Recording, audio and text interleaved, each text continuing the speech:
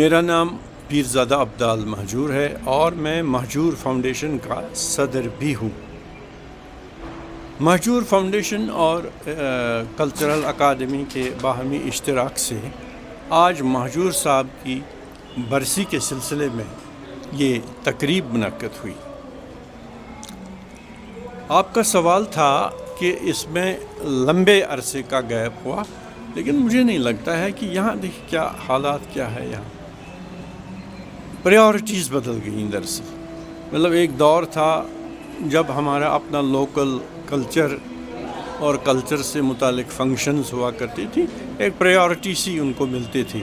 لیکن اب کچھ اور طریقہ ہے کہ ان چیزوں کو اتنی پریورٹی نہیں ملتی ہے، تو ظاہر ہے ہمیں ویٹ بھی کرنا پڑتا ہے، جلدی سے کوئی اویلیبل نہیں ہال ہے کچھ ہے، تو اس وجہ سے کبھی دیر لگتی ہے۔ اور دوسری بات یہ ہے کہ اس میں خاص کر جب ہم کشمیری میں یا اردو میں کچھ پبلش کرانا چاہیں تو اس میں کافی طوالت ہوتی ہے، اور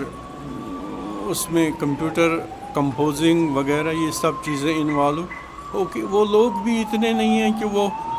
24 گھنٹے کام کر سکیں، کبھی بیمار ہوتے ہیں، کبھی کچھ ہوتا ہے، اس وجہ سے ہم بھی تب تک کچھ کر نہیں پاتے جب تک کوئی نئی چیز ہم سامعین کے سامنے رکھیں۔ خالی ان کو گانا سنائے تو وہ تو سنتے ہیں ریڈیو پر، اس وجہ سے کچھ لگتا ہے مجھے ہم نہیں، پھر بھی 1 سال سے زیادہ عرصہ نہیں ہوا، کیونکہ یہ مہجور صاحب کی برسی جو ہے یہ 9 اپریل کو منائی جاتی ہے۔ مطلب اس میں یہ ہے کہ 9 اپریل 1952 کو مہجور صاحب اس دار فانی سے کوچ کر گئے، تو تب سے لگاتار 9 اپریل کے دن ہم کچھ نہ کچھ ضرور پروگرام کرتے ہیں، بلکہ سرکاری ادارے بھی کرتے ہیں، چونکہ شاعر کشمیر مہجور ان کا مقام ہے، یہ ایک قومی ذمہ داری ہے، اور 9 اپریل کو جتنے بھی تعلیمی ادارے ہیں، ثقافتی ادارے ہیں، تو وہ بھی پروگرام کرتے ہیں مہجور صاحب کی شاعری اور شخصیت کو اجاگر کرنے کے سلسلے میں۔ آج کے تقریب میں جو میں پھر کہوں گا کہ کلچرل اکیڈمی اور مہجور فاؤنڈیشن کا باہمی اشتراک تھا، تو اس میں ایک آئٹم تھا وہ بہت ضروری تھا کہ گاش میگزین ہے ہمارا جو کشمیری زبان میں ہم شائع کرتے ہیں سماعی،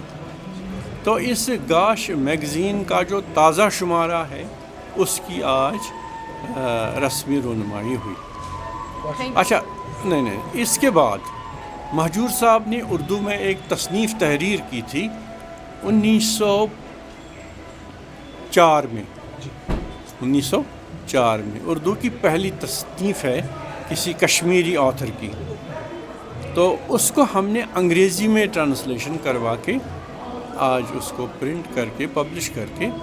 تو اس کا بھی یعنی ہم نے یہ ریلیز فنکشن کیا.